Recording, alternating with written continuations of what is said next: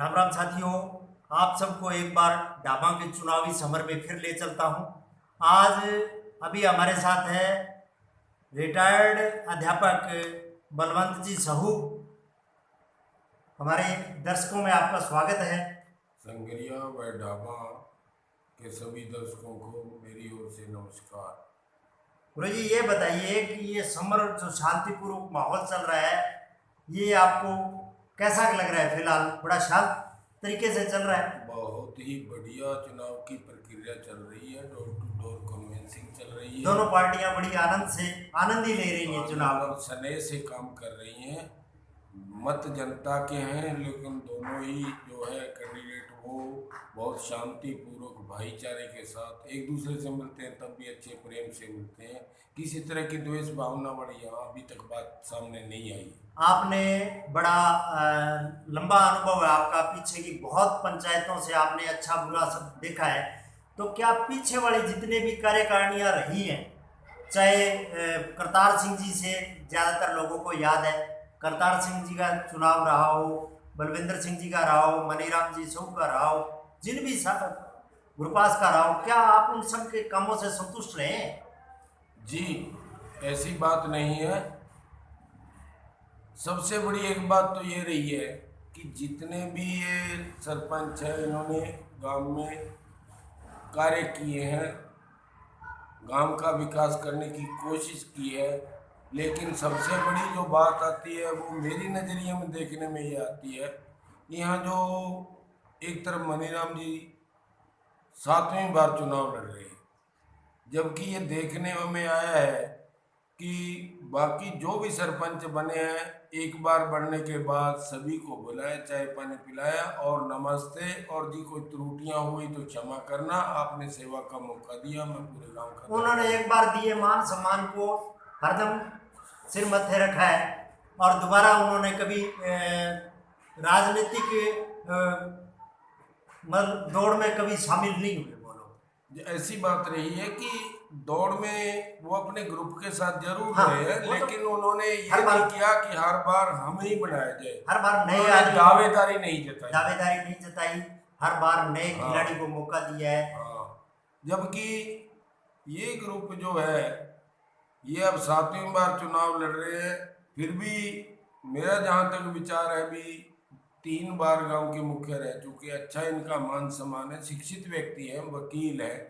लेकिन आगे आने वाली पीढ़ी को भी मौका देना चाहिए, ऐसी बात नहीं है। बहुत युवा बालक आजकल बालिकाएं सब शिक्षित हो गए हैं। जी, शिक्षित वर्ग ही समाज को ऊंचा उठा सकता है। और अपना काम तो शिक्षा के मामले में सदा अग्रणीय रहा है पुराने जमाने से, और अब भी पढ़ाई के मामले में शायद ही ऐसा कोई घर होगा जिसमें कोई बच्चा अनपढ़ रहा होगा। बहुत शिक्षा का स्तर बहुत अच्छा है। ये आपकी बात सराहनीय है। यहाँ के बच्चे अच्छी पोस्टों पे हैं, बुजुर्ग भी अच्छी पोस्टों पे रहे हैं। जैसे दानाम जी चौधरी DYSP की पोस्ट से जो है उन्होंने कंपल्सरी रिटायरमेंट लिया था, शायद और भी ऊंचे चले जाते। जी जी। यहाँ के एक्सीएम तक रहे हैं सही राम जी सुतार। यहाँ और बहुत से SHO वगैरह रहे हैं, बहुत से पटवारी रहे। राज्य सरकार के कोई भी पद ऐसा नहीं रहा होगा जहाँ हमारे गांव का कोई व्यक्ति ने अपना मान सम्मान नहीं बढ़ाया हो गांव का। बहुत से JN और आज भी हैं। और शिक्षा के नाते देखें तो शिक्षक वर्ग में सबसे ज़्यादा मैं मानता हूँ कि यहाँ के बच्चे हैं। और ये गांव जितना शिक्षित वर्ग होते हुए आगे बढ़ना चाहिए था, उतना मेरे नज़र में बढ़ नहीं पाया है। क्योंकि यहाँ ये ग्रुप वाइज में ज़्यादातर जो है एक दूसरे से जो है उसको नहीं बनाना, विकास की तरफ इन्होंने कम ध्यान दिया है।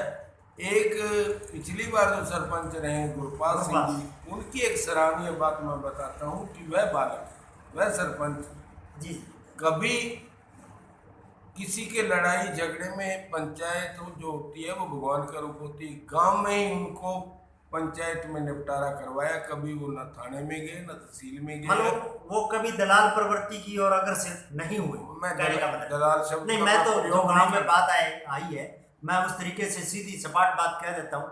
गांव के लोगों का ज़्यादा रुझान यही है कि गांव के लोगों का कहना है कि गांव में दलाल ज़्यादा पैदा हुए, वो गुण गुरपास में नहीं था। नहीं ये आपने बहुत अच्छी बात बताई।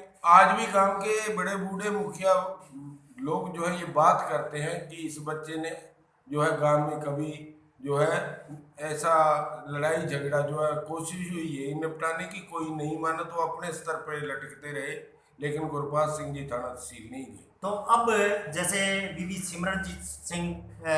सिमरनजीत कौर जो बुर्श के निशान से चुनाव लड़ रही है, और उनका बेटा रमनदीप जो जिससे गांव को बड़ी आशाएं हैं, आपको कितनी का आशाएं हैं उस बच्चे से?